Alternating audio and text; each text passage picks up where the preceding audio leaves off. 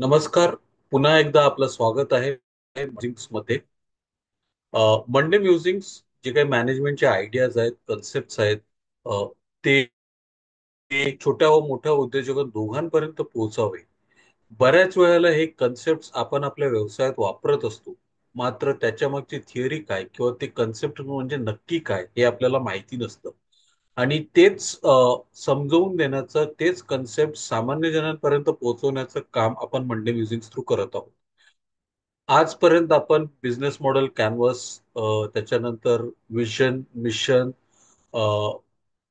Frederick Hambricks and Frederick Sammond अशा वेगवेगळे अशा विविध विषयांवरती चर्चा केलेली आहे. Sorry for that slip of tongue that is there.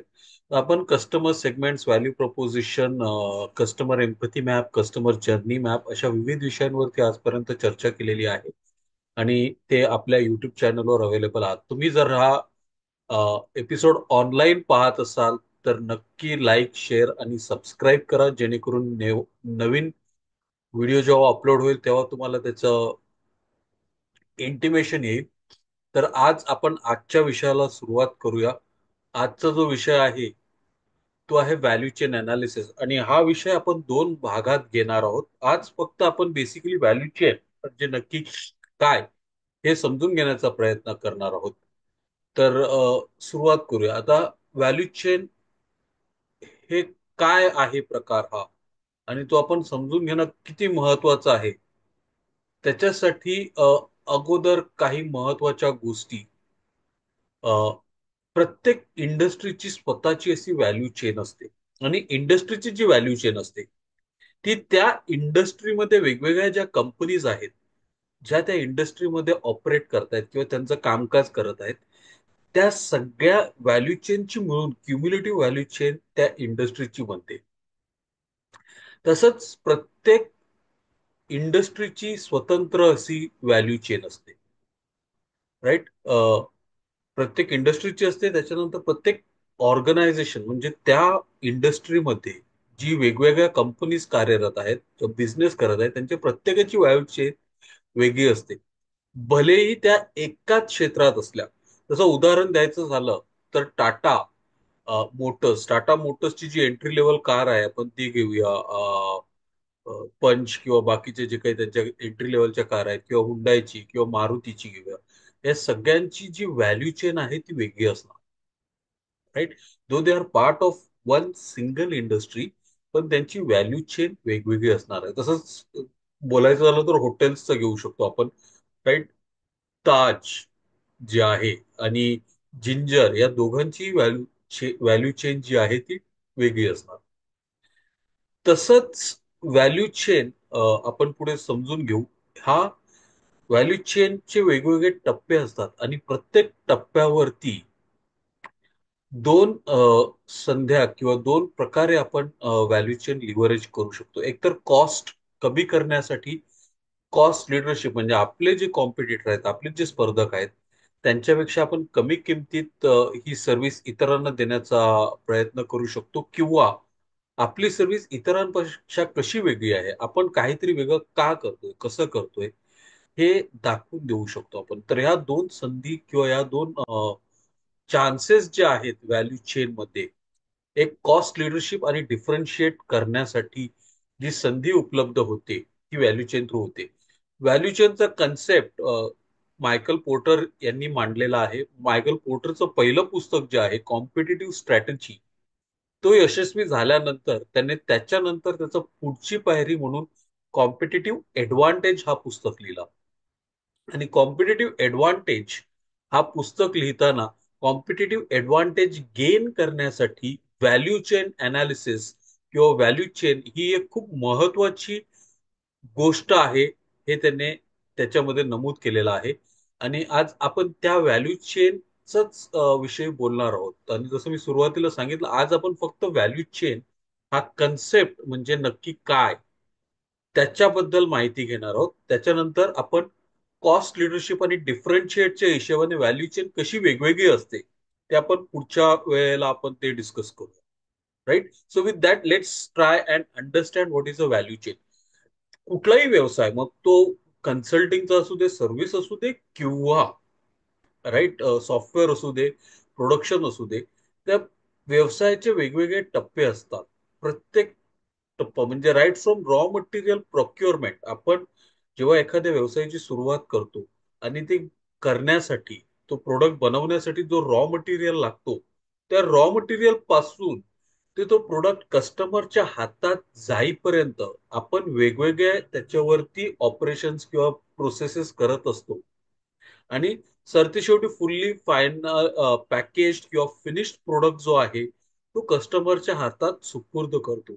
आणि हे सगळ्या ज्या गोष्टी आहेत ज्या त्या एकत्र येतात ते प्रोडक्ट किंवा तो सर्व्हिस घडवण्यासाठी, that is nothing but the value chain. आणि जसं मी सांगितलं, जसं आता आपण रेडिओसाठी जर व्हॅल्यू चेनचा विचार केला तर रेडिओ कंपनीची जी व्हॅल्यू चेन आहे ती टोटली डिफरंट असणार आहे. एका कार मॅन्युफॅक्चरर पेक्षा कार मॅन्युफॅक्चररची जी व्हॅल्यू चेन आहे ती टोटली डिफरंट असणार आहे. झूम किंवा इन्फोसिस सारखी आयटी कंपनी आहे त्यांच्या मानाने, right.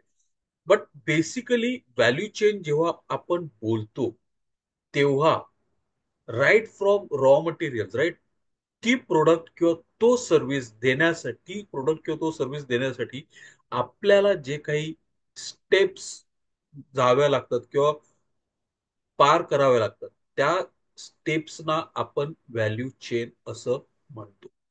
So right from, once again I'll repeat, right from your raw materials to the finished good and products in the hands of customers, so that you can either reduce your overall cost and differentiate for better profit margins.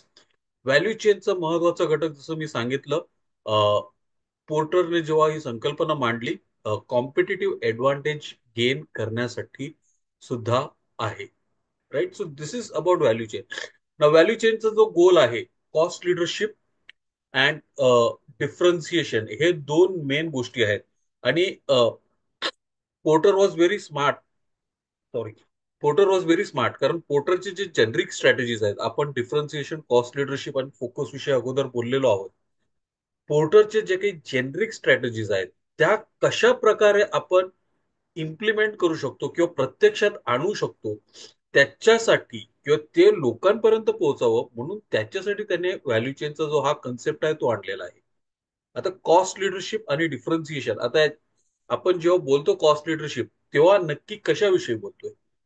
Overall what we are trying to do, and please understand, overall cost leadership हा महत्वाचा आहे. की आपण फक्त cost बोलतोय तर cost फक्त कमी करणं नाही, तर सरासरी कॉस्ट बाकीचे जे आपले कॉम्पिटिटर्स आहेत, बाकीचे जे आपल्यासारखीच सर्व्हिस देत आहेत, त्यांच्यापेक्षा आपण कमी किमतीत आपला प्रोडक्ट किंवा आपली सर्व्हिस आपण कशी देऊ शकतो, त्याच्यावर जेव्हा फोकस करतो तेव्हा we are focusing on cost leadership. आता त्याचा फायदा काय आहे आपल्याला? तर आपला कॉस्ट, ओव्हरऑल जी कॉस्ट आहे ती आपण कमी ठेवू शकतो. एफिशियन्सीवरती फोकस आहे इथे. जास्तीत जास्त प्रकारे आपल्याला कमीत कमी वेळेत किंवा मॅक्झिमम युटिलायझेशन ऑफ रिसोर्सेस, आपण हे जे बोलत असतो, राईट, त्याच्यावरती फोकस आहे, एफिशियन्सीवरती फोकस आहे. त्याच्यानंतर आपला जो प्रोडक्ट किंवा सर्व्हिस आहे ती आपण आपल्या कॉम्पिटिटर पेक्षा कमी किमतीत, आणि आपण कमी किमतीत बनवतोय म्हणून आपण जास्त मोठी प्रॉफिट मार्जिन करू शकतो.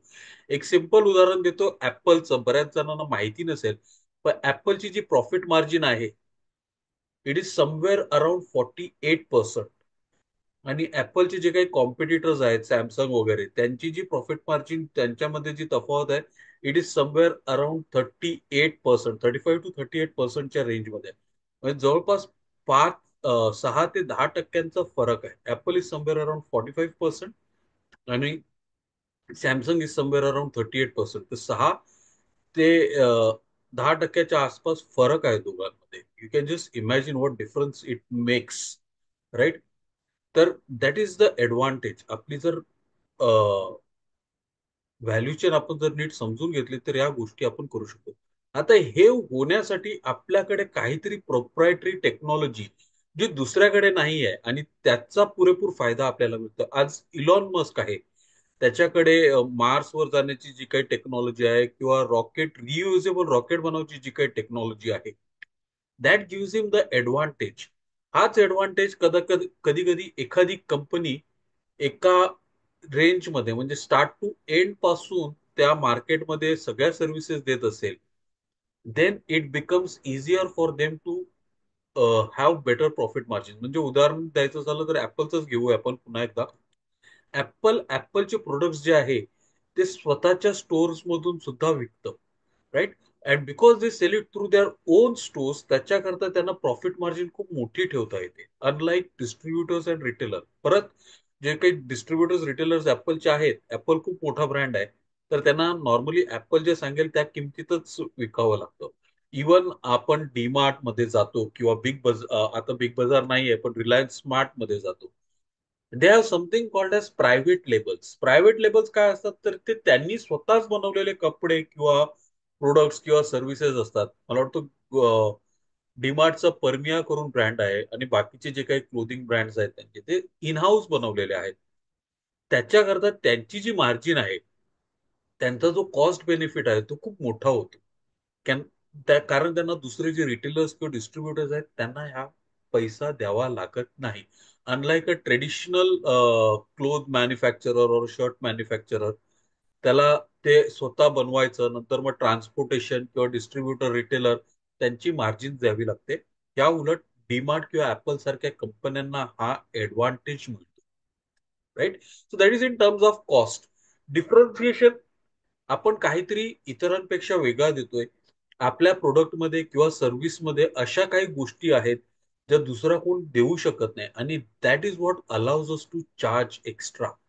आपण मार्केटमध्ये जातो, आपण टीव्हीचं उदाहरण घेऊया. आपण नॉर्मल टीव्ही सेट असेल तर त्याला एक एक्स किंमत, पण त्याच TV सेटला O LED, Q LED किंवा अजून काहीतरी असे राईट कॅटेगरी किंवा टॅग लागली की त्याला प्रीमियम प्राइसिंग प्राप्त होते आणि त्याचे एक्स्ट्रा पैसे मोजावे लागतात. फोन्स मध्ये सुद्धा आपण पाहत असाल, फोन्सचा आपण जो नॉर्मल व्हेरायंट घेतो किंवा सिम्पल असेल, राईट, ऍपलचा घ्या किंवा वन प्लसचा घ्या किंवा कुठलाही घ्या, त्यांचा एक बेस व्हर्जन असतो त्यांचा. तो कुठलाही मॉडेल लॉन्च करतील बेस असेल, मग त्याचा प्रो असेल, मग प्रो मॅक्स असेल, मग कदाचित प्रो मॅक्स प्लस असेल. आता हे फीचर्स थोडेफार इकडे तिकडे फरक असतो, but what they are able to do that is every word that they are adding or every feature that they claim to add, right, or differentiation, they are able to charge more. आणि ऍपलच्या अशा काही फोनची किंमत जवळपास भारतात INR मध्ये 2 लाखापर्यंत जाते. That is what differentiation allows us, right. आता हे सगळं कशावरून करता येतं आपल्याला, तर व्हॅल्यू चेन अंडरस्टँड करून. टप्पा, प्रत्येक पायरी is an opportunity for me either to reduce the cost or to add value, right. आता व्हॅल्यू चेन आपण जे बोलतो त्याचं रिप्रेझेंटेशन किंवा व्हिज्युअल रिप्रेझेंटेशन हे असं आहे. आणि you see the margins, right. याच्यामध्ये दोन टाईपच्या ऍक्टिव्हिटीज आहेत आपल्याकडे: inbound logistics operations, outbound logistics, marketing and sales, service.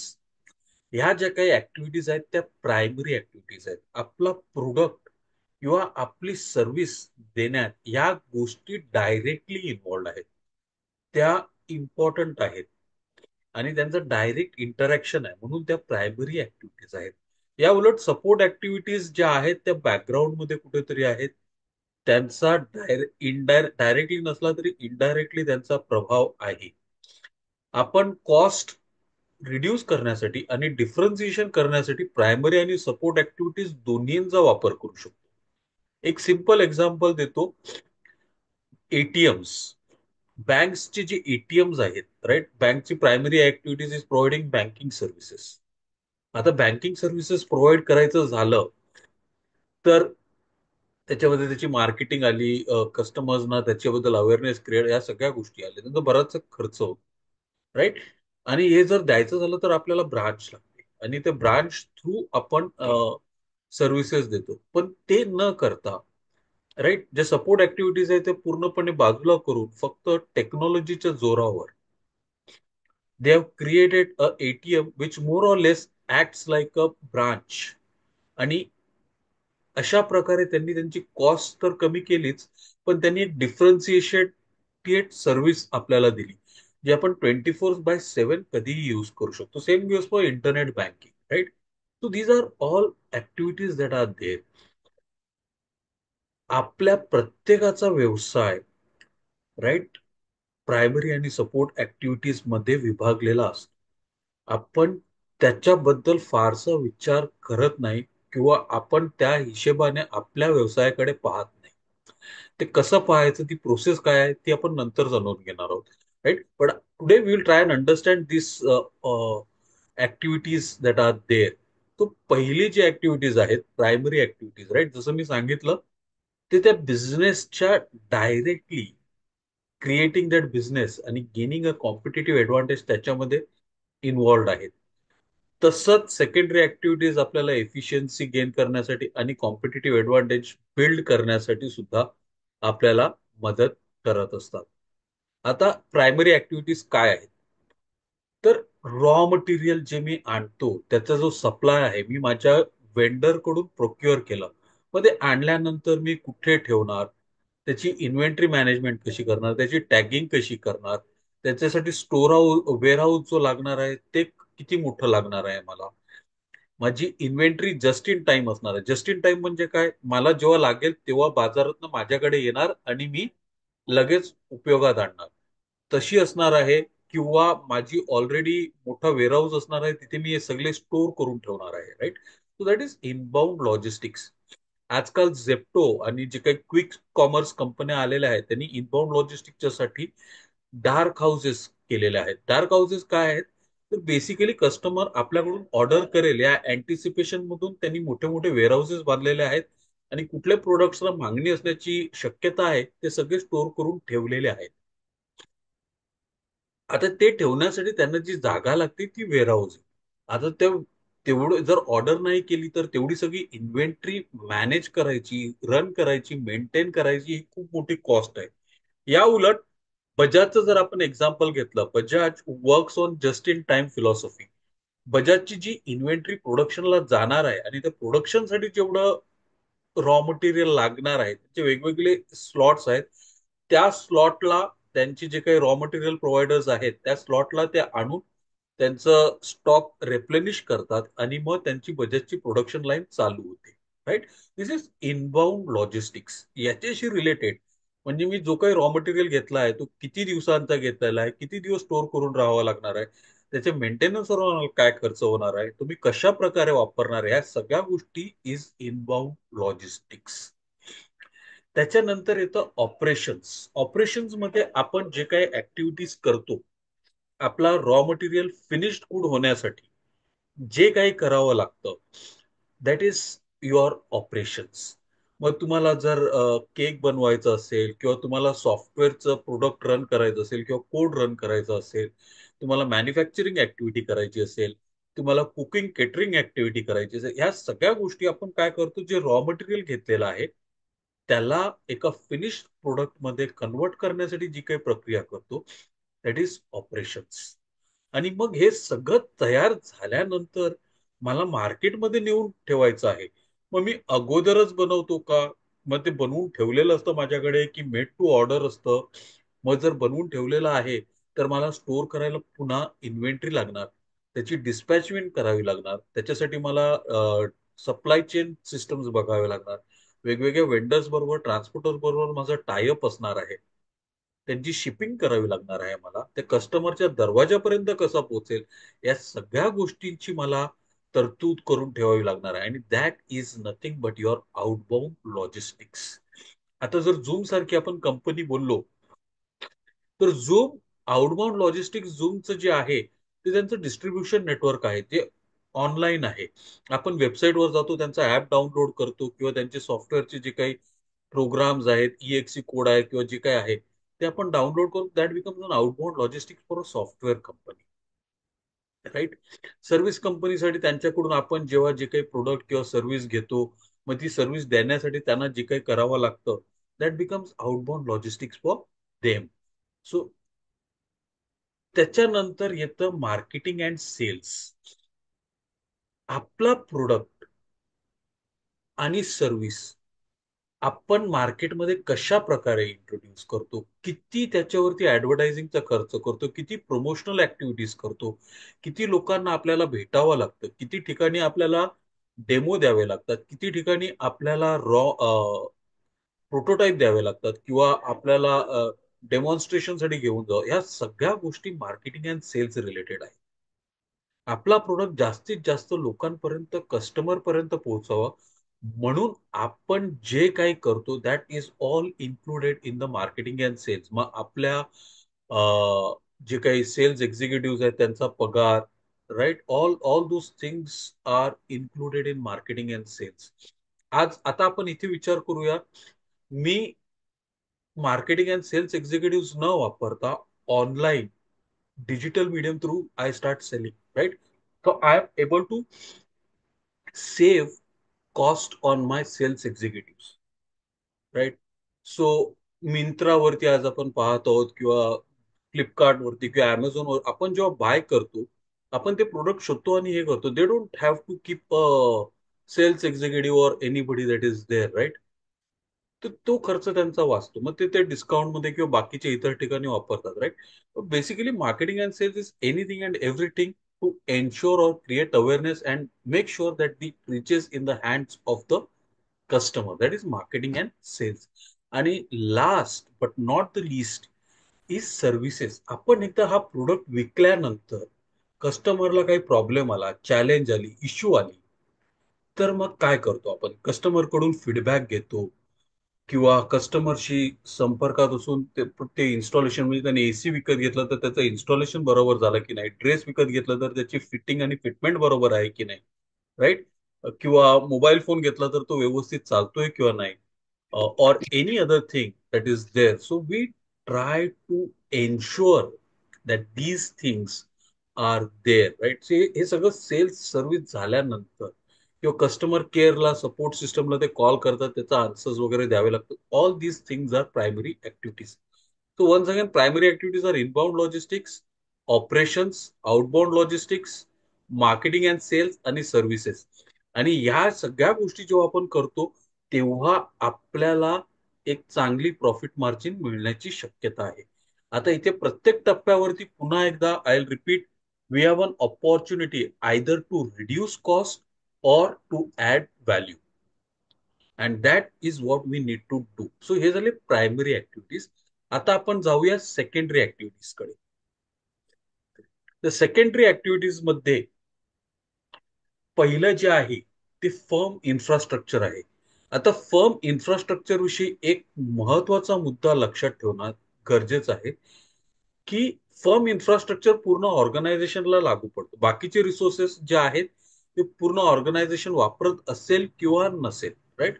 तर फर्म इन्फ्रास्ट्रक्चर म्हणजे काय? तर ते ओव्हरहेड्स जे आहेत, आपले मॅनेजमेंटचे जे ओव्हरहेड्स आहेत, कॉर्पोरेट ऑफिस आहे किंवा फायनान्शियल प्लॅनिंग होती, इयरली प्लॅनिंग होते, मग त्याच्यासाठी जो इन्फ्रास्ट्रक्चर लागतो. कॉर्पोरेट ऑफिसेसमध्ये जी लोक बसतात त्यांचा जो खर्च आहे, लॉयर्स लागतात किंवा हे बाकीचे जे काही इन्फ्रास्ट्रक्चर लागतो, सर्व्हर्स वगैरे, all all that thing which the firm totally uses is the firm infrastructure. त्याच्यानंतरचा जो महत्वाचा भाग आहे तो ह्युमन रिसोर्स मॅनेजमेंट. बऱ्याच वेळेला आपण जेव्हा केव्हा आपल्या बिझनेसचा विचार करतो, तेव्हा आपण तिथे जो मॅनपॉवर काम करतोय त्याच्या ट्रेनिंग विषयी, त्याच्या डेव्हलपमेंट विषयी, त्याला हायर करताना आपण कुठली प्रोसेस फॉलो करतो, त्याला प्रोडक्टिव्हिटी लेवल रीच करण्यासाठी काय काय ट्रेनिंग द्यावी लागते, या सगळ्या गोष्टींचा आपण विचार करत नाही. एखादा एम्प्लॉई जर सोडून गेला तर काय होईल, एखादा एम्प्लॉई जर कंटिन्यू राहिला तर काय होईल, या सगळ्या गोष्टींचा विचार करणं गरजेचं आहे. So that is human resource management that is there.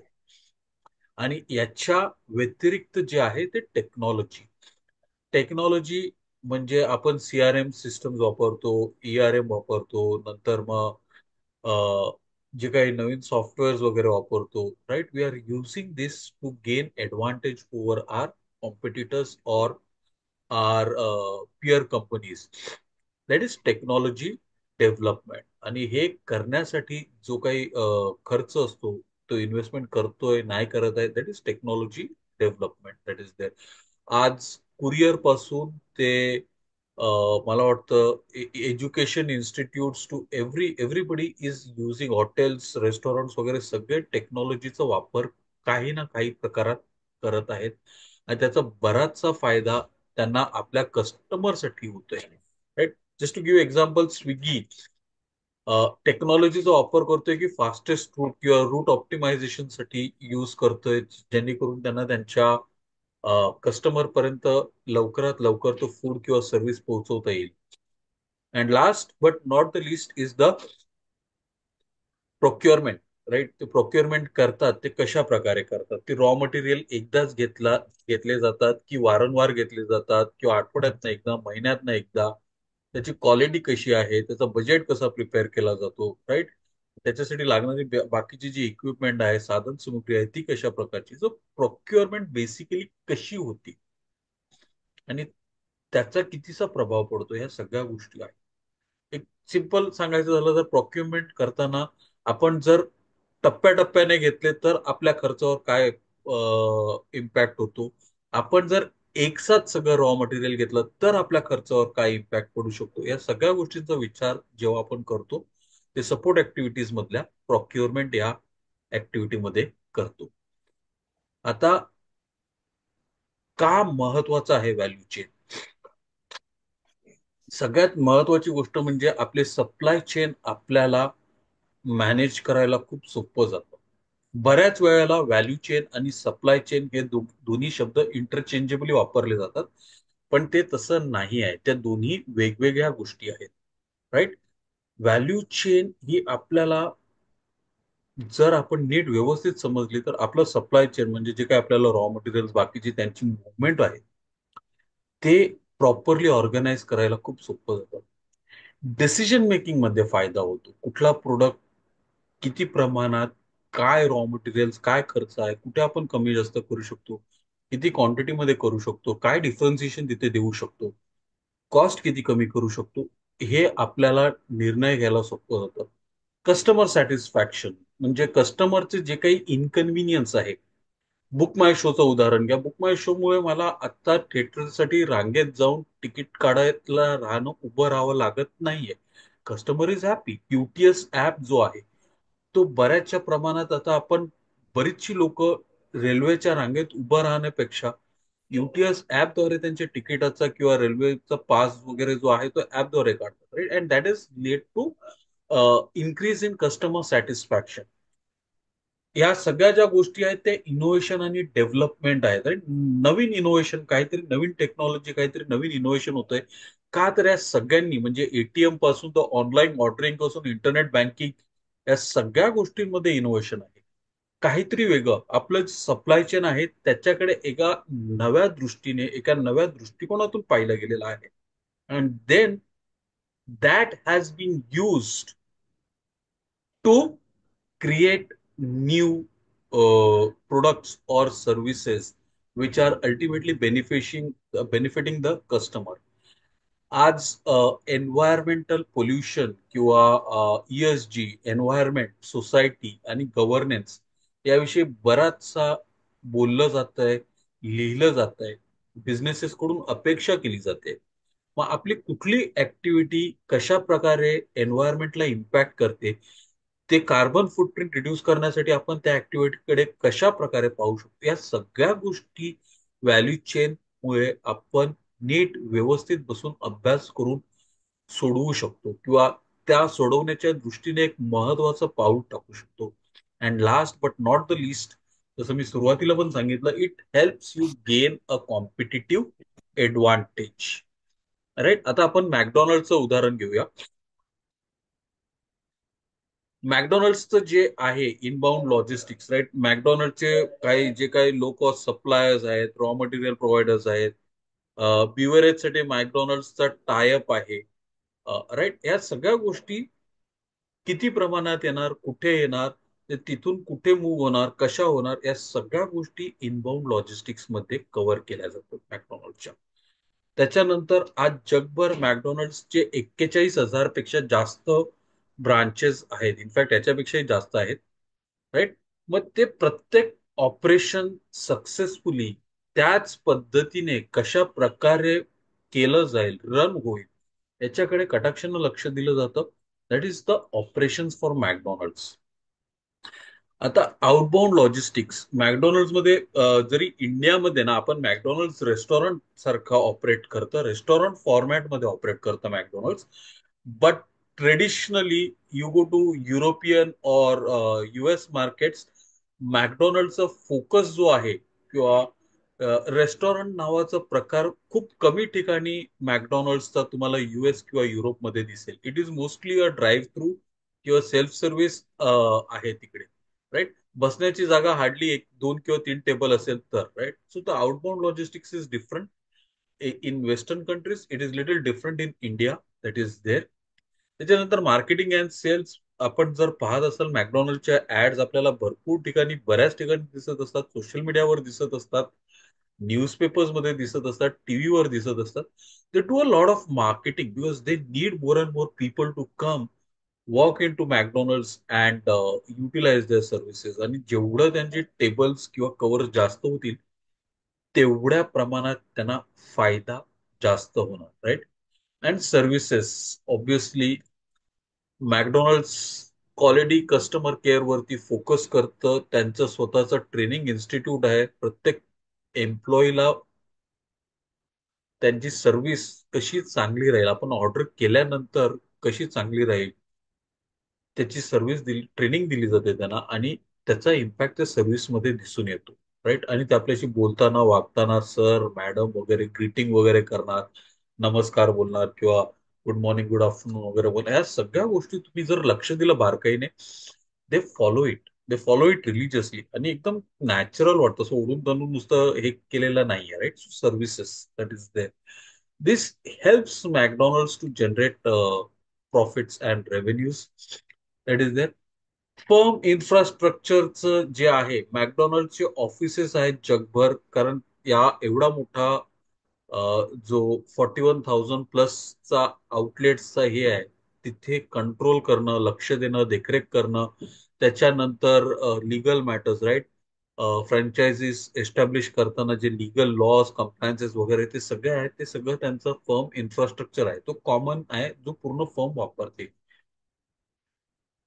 मॅकडॉनल्डच्या वेबसाईटवरती job सीकरसाठी page असतो, तिकडे जॉब सीकर्स येऊन अप्लाय करू शकतात, त्यांना ट्रेनिंग दिली जाते, त्यांना असिस्टन्स प्रोग्राम दिलं जातं, त्यांना डेव्हलपमेंट ऑपॉर्च्युनिटीज दिल्या जातात. सो सर्व्हिसमध्ये आहे तो रेस्टॉरंट मॅनेजरच्या कॅटेगरीला जाऊ शकतो किंवा त्याच्याही वरच्या पोझिशनला जाऊ शकतो. या सगळ्या गोष्टी करतं. And they invest a lot in their people, right. So that is human resource. टेक्नॉलॉजीसाठी हल्ली जर आपण मॅकडॉनल्डच्या कुठल्याही आउटलेटमध्ये गेलो तर तिथे किऑस्क आहेत, ज्याच्या थ्रू आपण ऑर्डर करू शकतो. ऍप्स आहेत, ऍप्स थ्रू आपण ऑर्डर करू शकतो, वेबसाईट थ्रू ऑर्डर करू शकतो. हे सगळे इंटिग्रेटेड केलेले आहे. That is how they are using technology. कधी नव्हे ते मॅकडॉनल्ड्स आता slowly and steadily it is also trying to give loyalty benefits. म्हणजे तुम्ही नेहमीच नाही करत, पण तुम्ही रेग्युलर कस्टमर असाल आणि तुमचा नंबर असेल तर ते तुम्हाला काही प्रमाणात डिस्काउंट्स किंवा काही ऍडिशनल बेनिफिट्स, स्कीम्स वगैरे किंवा ऍड ऑन वगैरे देण्यासाठी ते टेक्नॉलॉजीचा पुरेपूर वापर करत आहेत. आणि they use digital platform in order to procure their goods and things that are there, right. Procurement करताना ते टेक्नॉलॉजीचा वापर करतायत. कुठल्या वेंडर कडून कशा प्रकारचं किती प्रमाणात रॉ मटेरियल, क्वालिटी मटेरियल पाहिजे, त्यानुसार ते ते करू शकतात. And they can actually analyse कोणाकडून चांगला बेनिफिट येतोय, कोणाकडून चांगले रेट्स येत आहेत, कोणाकडून चांगली क्वालिटी येते. All those parameters and criterias can be assess. That makes it easy for McDonald's to operate. So ही झाली मॅकडॉनल्ड्सची value chain, right. So this is all that we have for today. हे कुठून आलं, कसं आलं, तर हे सगळे वेबसाईट्स आहेत, तिथून हे घेतलेलं आहे, प्रिफर केलेलं आहे. आणि त्याच्या जोडीला ऑब्व्हियसली पोर्टरचं जे पुस्तक आहे, competitive advantage, right. So that's it for today. तुम्हाला जर काही प्रश्न किंवा काही क्वेश्चन असेल तर विचारू शकता. तत्पूर्वी तुम्ही ऑनलाईन जर हा एपिसोड पाहत असेल तर please do like, share and subscribe, so that whenever we put a new video तुम्हाला त्याची माहिती मिळेल. आणि तुम्ही अपडेटेड राहू शकता. धन्यवाद.